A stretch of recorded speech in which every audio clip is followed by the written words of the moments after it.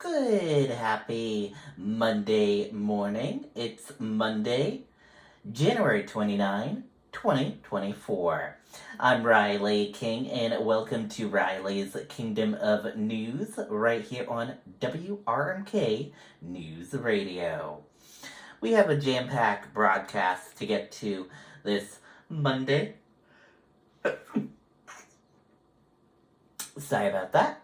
For this Monday, so let's begin this Monday's edition of Riley's Kingdom of News right here on WRMK News Radio right now. First up, as you know, we got snow overnight, and the snow has led to thousands of outages in New Hampshire.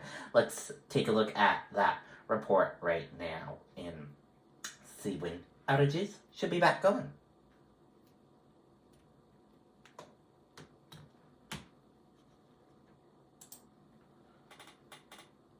The overnight snow is causing thousands of Granite Staters to wake up in the dark. Right now, a little more than 7,000 customers are without power. That number, though, has been slowly going down. A majority of the outages are in southern and central New Hampshire.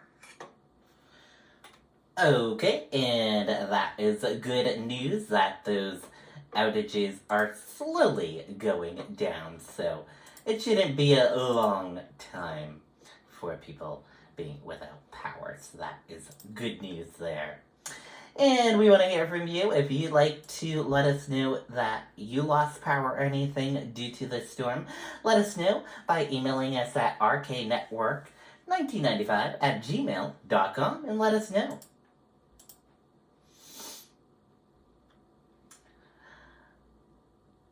House Republicans push to impeach Homeland Security. Let's take a listen to that report from ABC News. No living being should ever eat processed food for every single meal of their life. Now the battle over the border. House Republicans are moving forward with their bid to impeach Homeland Security Secretary Mayorkas, while President Biden says he's ready to act if lawmakers pass a bipartisan border security bill. Our Chief White House correspondent, Mary Bruce, has the latest. Good morning, Mary.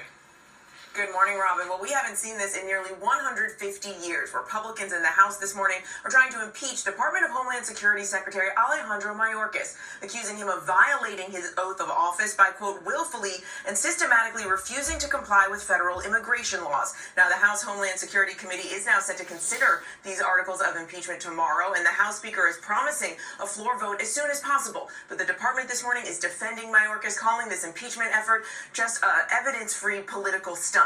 Now, all of this comes as some Republicans in the Senate this morning are now scrambling to try and salvage a bipartisan border deal that was negotiated for months. This bill, if passed, would lead to faster processing of asylum claims and give the president the emergency authority to shut down the border if it becomes overwhelmed. And President Biden says he would do just that if this bill is signed on the very day he signs it. But right now, Donald Trump, keen to keep immigration a top campaign issue, is now threatening to derail this deal. He is urging Republicans to reject it. And George, even if this can get through the Senate, it then faces stiff odds over in the House.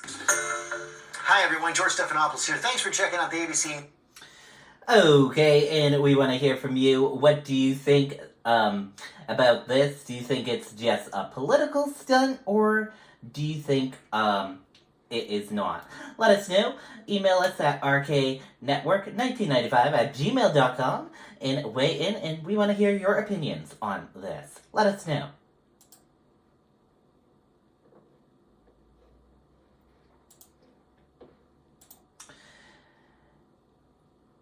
And we finally know information on Super Bowl and what two teams will be playing. The Chiefs and 49ers will face off in the Super Bowl this year. Let's take a listen to that report right now. ¿Estás disfrutando Spectrum TV? Claro, con mi plan latino tenemos la mejor selección de canales en español. And we turn now to the countdown to the Super Bowl. The big game is set after the Chiefs overpowered the Ravens And overnight, the 49ers had that huge comeback over Detroit. The Swifties are cheering. Will Reed joins us as well. Good morning, Lindsay. We are going to do a deep dive into yesterday's games in just a minute and get you set for the Super Bowl. But right now, this morning, the San Francisco 49ers might not be in the Super Bowl were it not for this one heroic play. 49ers defensive tackle Eric Armstead is the hero in question. The 49ers had just scored, but still had a ways to go for the comeback. The Lions holding on for dear life at this point. But there's Armstead pouncing on the loose ball, knocked free by his teammate Tayshaun Gibson. The 49ers then going on to tie the game a few plays later, then adding 10 more points in the fourth quarter on their way to the biggest comeback in NFC Championship history. How different it might have been had Armstead not grabbed that fumble and saved the 49ers season. It was Armstead's first ever fumble recovery in the playoffs. Couldn't have come at a better time. And coming up, Armstead will join us live right here. Tell us all about it. He will. All right, Will. Thanks so much. Okay, and there you go. We want to hear from you. What do you guys think about the Super Bowl? And what team do you think you'll be cheering for? Let us know. Feel free to weigh in on RK Network 1995 at gmail.com. We want to hear from you.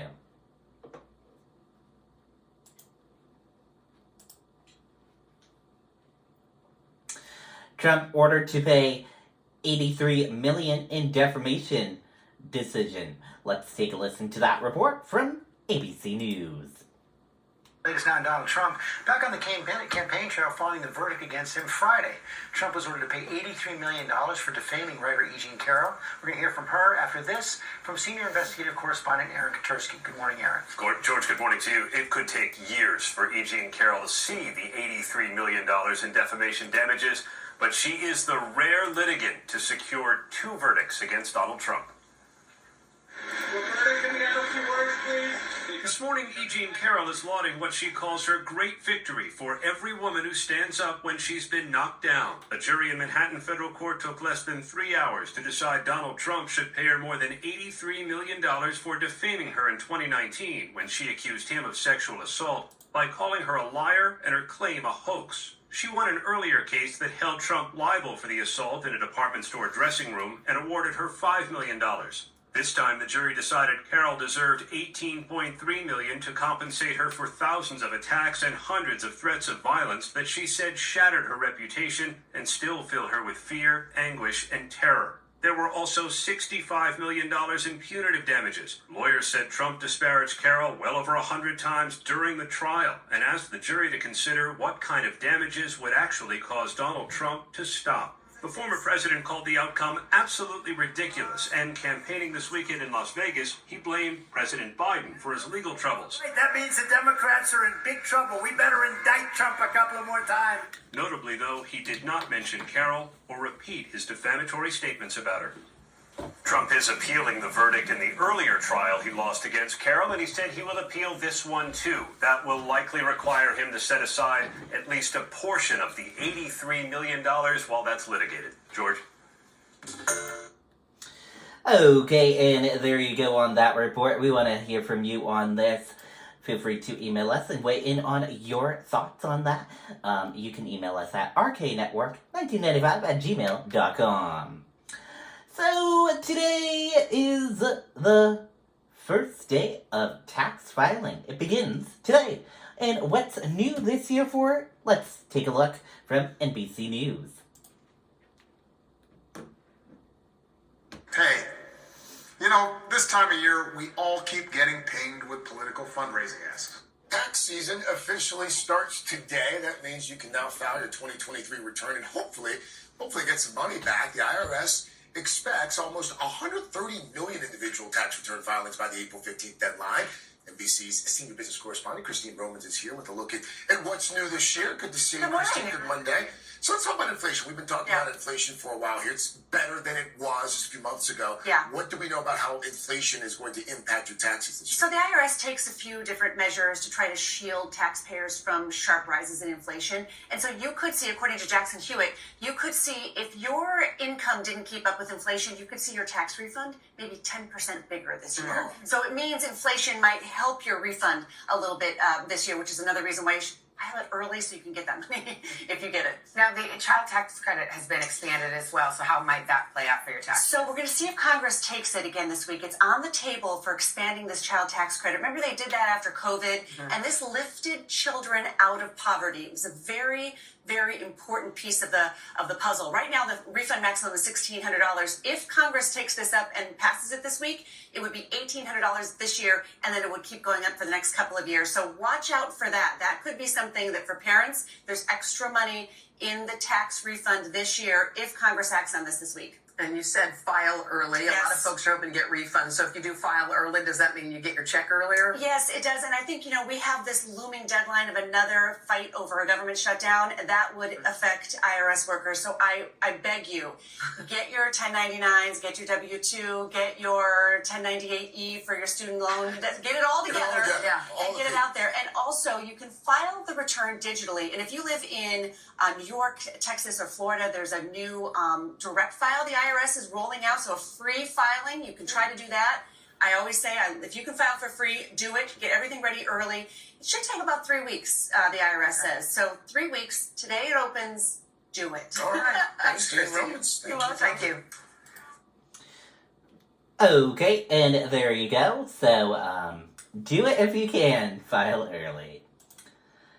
That does it for this edition of Riley's Kingdom of News right here on WRMK News Radio. Thank you for tuning in and listening. I hope you all have a great rest of your Monday, and welcome to a new week ahead of us, a new work week and things, and we'll talk together tomorrow for another edition of Riley's Kingdom of News right here on WRMK News Radio.